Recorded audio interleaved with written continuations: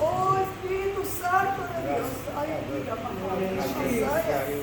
oh Padre, fluye, Espíritu Santo. Señor, como tú hiciste cuando tuvo Juan, Señor, bautizando a Jesús. Que el Espíritu Santo, aleluya, vino sobre él, Padre. Señor, en este momento, que tu Santo Espíritu, Señor, Señor, venga de una manera especial y goce, Dios mío. Señor, en la cabeza de tu siervo. Y con Dios mío en sus labios, Señor, como llama de fuego.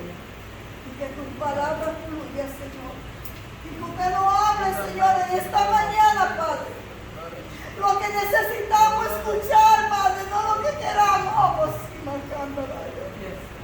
lo que tu Espíritu quiera hablarnos en esta mañana por medio de tu siervo. Gracias, Señor. En el nombre de Jesús. Amén. Amén. Amén. Gloria a Dios.